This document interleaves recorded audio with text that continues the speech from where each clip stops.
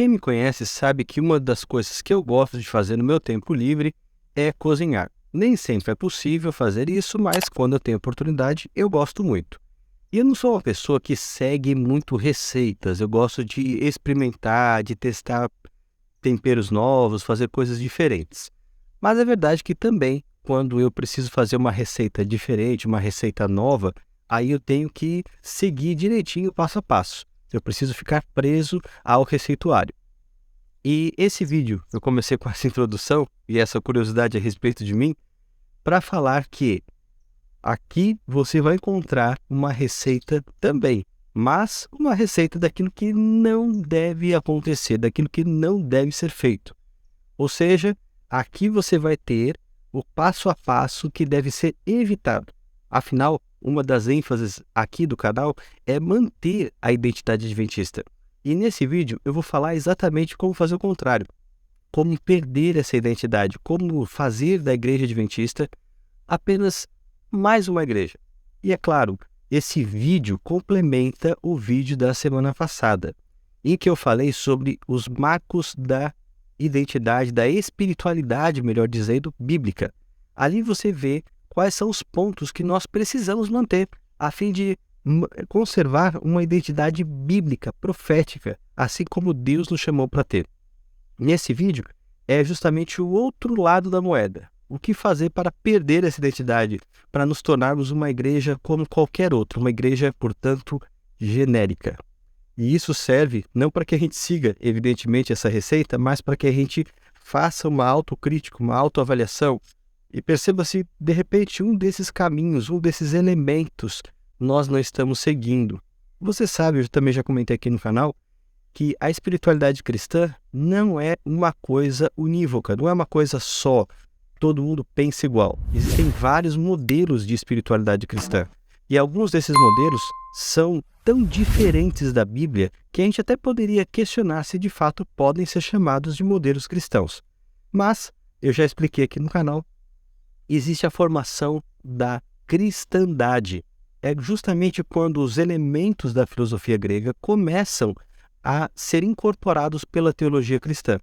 No princípio, quem sabe, com a boa intenção de aproximar a igreja dos pensadores de fora, de talvez usar uma linguagem que fosse mais atraente, de usar uma base comum. O problema é que, se o cristianismo, no começo, usava a base daquilo que foi revelado no Antigo Testamento, isso daí foi substituído por essa base profética da cultura da época deles.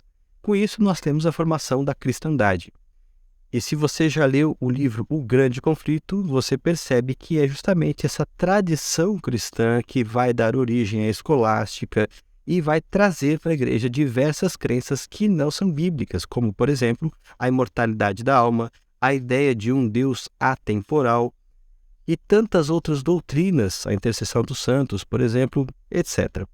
O fato é que, no mundo contemporâneo, nós também temos uma substituição da base bíblica por outros referenciais, mas dessa vez não tão ligados a essa teologia clássica apenas, mas a elementos de filosofias contemporâneas, do pensamento dessa época, o que torna essas igrejas contemporâneas tão distantes daquilo que a palavra de Deus diz, quanto as igrejas que seguem essa teologia clássica. São dois caminhos, mas que infelizmente representam, cada qual a seu modo, um afastamento da verdade conforme foi revelada na palavra de Deus. Bom, eu vou usar aqui a minha cola para ver então a respeito desse tema. Eu vou trazer aqui alguns aspectos, alguns passos que representam esse afastamento da verdade bíblica, mas antes eu quero ler um texto bíblico.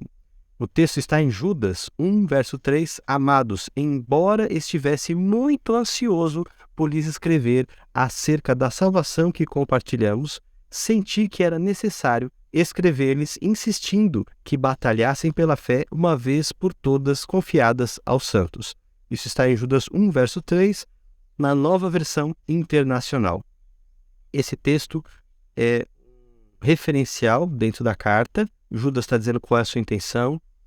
incentivar os cristãos daquela época a manterem a fé conforme ela se acha revelada por Deus nas Escrituras, e ele faz isso porque havia um perigo da igreja daquela época trocar a sua base bíblica, ser enganada por falsos mestres. E muitos já têm feito aqui referência às similaridades entre a primeira carta de Pedro e essa carta de Judas, provavelmente porque ambos os apóstolos estavam combatendo os mesmos problemas. Então é importante dentro da Bíblia manter a fé, manter a base conforme ela foi revelada por Deus. E dentro desse entendimento, a gente já falou que tanto a cristandade como o cristianismo contemporâneo são afastamentos. A proposta da Igreja Adventista é uma proposta de restauracionismo. Esses movimentos restauracionistas, todos eles têm em comum uma intenção de voltar ao cristianismo bíblico, aquele cristianismo primitivo que a gente vê, por exemplo, no livro de Atos e que permeia todo o Novo Testamento. A espiritualidade, portanto, segue esse modelo, essa busca por uma pureza da fé. E, portanto, a influência da tradição, da cultura, da experiência tem que ser submetidas às Escrituras. E é justamente esse o primeiro aspecto que a gente percebe num cristianismo que é genérico. É o uso sacramental da Bíblia. Sacramento aqui é apenas um elemento, uma manifestação de Deus ou da sua graça. Como Lutero falava, os sacramentos são máscaras que Deus usa para se revelar. Ele faz esse contraste porque Deus, sendo um ser que não pode ser visto, ao invés de usar máscaras para se esconder, ele usa máscaras para se revelar, coisas materiais que representam o que ele é. Mas na teologia sacramental, esses elementos, chamados, portanto, de sacramentos, eles não são apenas representação de Deus. Eles são, de fato, capazes de efetuar aquilo que eles próprios representam. Olha a diferença. O pão da Santa Ceia, na Igreja Adventista, é apenas um pão. Ele representa o corpo de Cristo. A hóstia, na missa católica, ela não representa o corpo de Cristo, ela se torna o corpo de Cristo pelo suposto milagre da transubstanciação. Então, ela é um elemento, portanto, um sacramento, e não apenas simboliza o corpo de Cristo, mas que se torna o próprio corpo de Cristo. Então, essa ideia dos sacramentos nos mostra que tais elementos seriam capazes de ligar as pessoas com Deus. Deus operaria por meio dessas coisas. E a Bíblia aqui se torna apenas mais um sacramento. Você não está preocupado em entender a sua mensagem, os aspectos cognitivos, as verdades que estão ali presentes? Não. A ideia é apenas prover conexão com Deus. E aí você tem também uma proposta contemporânea, que a gente já tratou aqui, do Reader Response Approach, que é justamente a ideia de que eu posso dar o significado que eu quiser às Escrituras. O importante não é o que a Bíblia diz, o importante é o que eu entendi. Isso é muito perigoso. E isso é um caminho, um passo para uma igreja deixar de ser bíblica e se tornar genérica. O segundo passo também tem a ver com outro sacramento, mas é o sacramento da música. A música se torna um sacramento porque ela supostamente provê uma ligação com Deus, uma ligação mística. O adorador acaba se conectando a esse tipo especial de música para ter uma ligação com Deus. E que tipo de música é esse? São músicas repetitivas, músicas de letras muito pobres, com uma teologia rasa e muitas vezes até ambíguas. Você não sabe se está se referindo a Deus, a um namorado, alguma coisa assim. A teologia delas é a mais genérica possível. A música em si, a estrutura musical é repetitiva, ela precisa de bastante síncopes, de bastante percussão, justamente para causar esse impacto emocional. E a música aí, ela provê uma emoção muito forte, e é justamente essa emoção forte, esse chorar, esse gritar, erguer as mãos, que faz com que as pessoas sintam que estão tendo uma conexão com Deus, uma conexão meramente emocional. Um terceiro sacramento aqui é o sacramento da cultura, o uso sacramental da cultura. O que eu quero dizer com isso? Para muitas pessoas, a cultura também é uma forma de Deus se revelar. Deus fala conosco através de filmes, através de músicas seculares, através de eventos. E muita gente, às vezes, até extrai lições espirituais de filmes, como se, de fato, ali Deus estivesse falando conosco. Eu gosto de comparar isso a essas pessoas que estão sofrendo por um término de relacionamento, pessoas geralmente mundanas, espero que nenhum cristão passe por isso, e elas começam a ouvir aquilo que a gente chama de música de fossa. E quando você está na bad, como as pessoas falam, ouvir essas músicas ajuda a chorar mais ainda e se sentir pior ainda. É uma espécie de terapia reversa para algumas pessoas. O fato é que parece a mesma coisa com respeito a essas músicas genéricas. A pessoa tem uma ideia muito rasa e superficial de quem é Deus, não conhece como ele se revela na Bíblia, então qualquer coisa que fale sobre ele, qualquer coisa que minimamente faça alusão a ele, parece que faz sentido na cabeça da pessoa. Mas, de novo, esse tipo de Deus não é necessariamente o Deus presente nas Escrituras, não é como Deus se revelou. Geralmente são escolhidos aspectos da personalidade de Deus e são esvaziados os conteúdos. Por exemplo, a Bíblia fala que Deus é amor, mas esse amor também é justiça. Esse amor leva Deus muitas vezes a agir de formas a punir o ser humano ou a permitir que experiências ruins aconteçam para o nosso crescimento dentro dessa realidade aqui de mundo em que habita o pecado.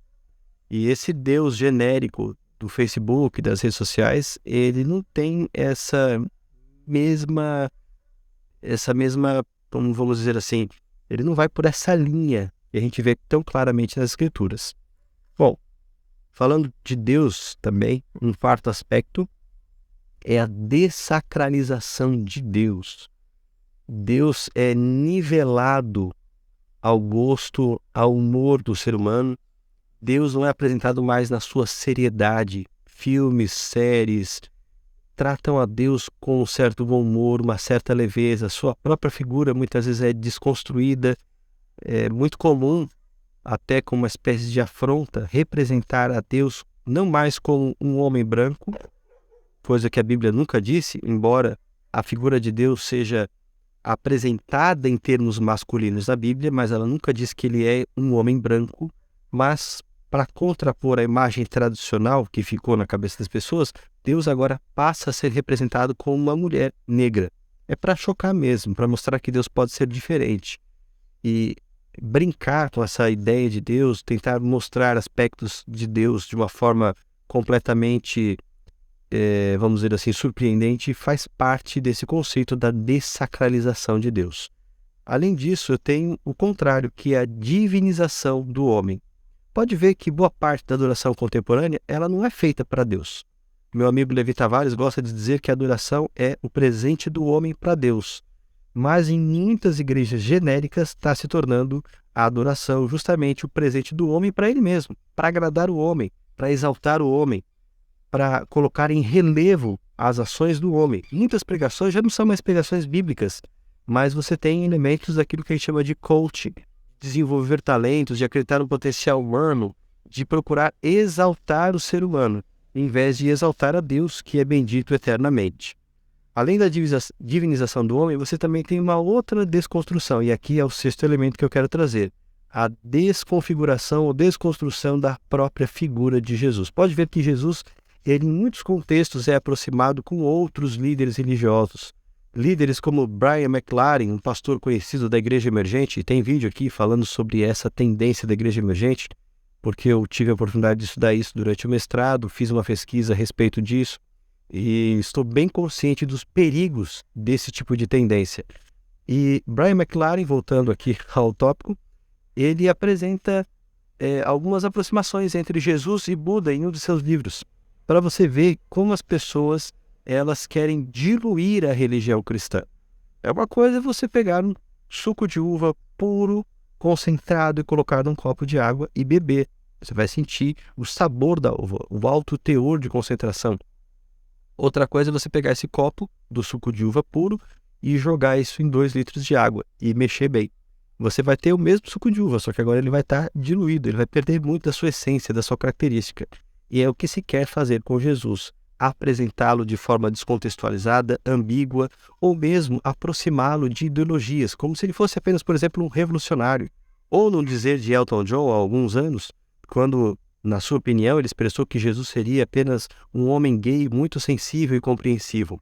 Para muitas pessoas, Jesus é um líder religioso que desafiava as autoridades, que estava sempre disposto a defender os oprimidos, mas se esquecem que, embora de fato Jesus tenha um amor muito grande por pessoas que estavam oprimidas pelo pecado, ele não tomaria partido de muitos dos chamados excluídos do mundo moderno, porque hoje em dia todo mundo quer ser minoria. Até mesmo, eu já mencionei isso, existem pessoas defendendo aqueles que sofreriam de preconceito por usar barba, a chamada pogonofobia. Você vê que é um negócio estranho, tudo é preconceito, gordofobia, preconceito contra pessoas feias, preconceito contra isso, contra aquilo. E as pessoas elas vão se dividindo nessas lutas, cada qual gritando mais alto pelos seus direitos. E reduzir Jesus a essas discussões é, de fato, desconstruir, desmerecer quem ele é. Porque Jesus, ele nos compreende, ele nos entende, ele quer nos salvar. Mas o que ele quer lidar é com um problema fundamental do ser humano. O fato de todos nós sermos pecadores. Nesse sentido aí, nós somos a minoria do universo e precisamos do remédio que Deus tem, que é salvação. Aliás, quando a gente fala de salvação, e eu tenho batido muito nessa tecla aqui no canal, a gente não pode desvincular salvação de estilo de vida. Salvação na Bíblia não é uma coisa pontual, é um processo. E esse processo implica em transformação. Eu preciso ser transformado pela graça de Deus para ser, pela fé, aquilo que Deus quer que eu seja. Eu preciso me aproximar do caráter de Jesus, embora eu não seja perfeito, e não vou ser até que Jesus volte e me transforme por completo. Mas a minha vida tem que ser uma luta progressiva contra o pecado.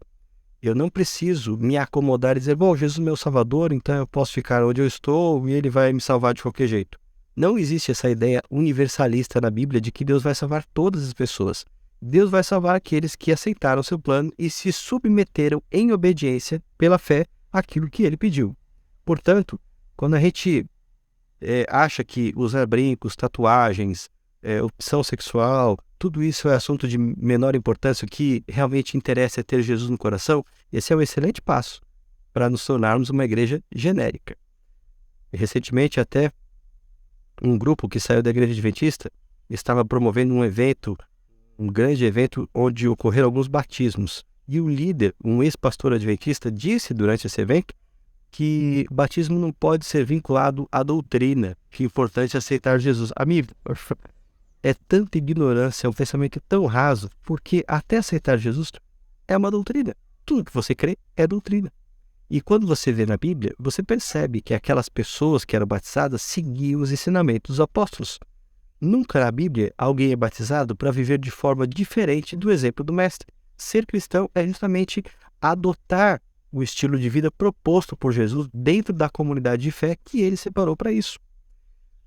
Por último, a oitava característica, e com essa eu encerro, a perda da esperança na volta de Jesus. Cristãos contemporâneos muitas vezes querem promover o reino através de ações sociais, através de engajamento, até mesmo com a política, com questões em defesa das minorias, porque para eles o reino é praticamente melhorar esse mundo.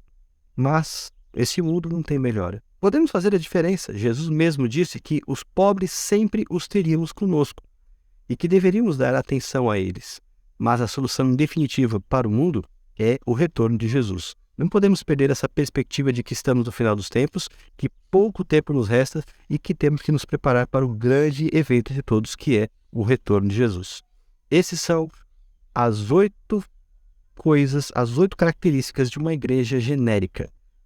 Se eu começar a pender para algum desses elementos, é provável que a minha congregação, ou, falando em nível particular, eu mesmo me torne parte de um cristianismo genérico, com uma experiência menor, inferior. E esse não é o plano de Deus. Deus quer que eu desfrute de uma verdadeira espiritualidade sadia, bíblica, que me permita um real crescimento espiritual. E você? O que você pensa sobre isso? Não se esqueça de deixar aqui nos comentários a sua opinião. Também recomendo que você assista o outro vídeo, caso você não tenha feito, onde eu falo ali a respeito da espiritualidade bíblica e como desenvolvê-la na minha vida. Que Deus abençoe você. Um forte abraço. Não se esqueça de se inscrever também aqui no canal, porque assim você vai continuar acompanhando os nossos conteúdos. Deus abençoe você.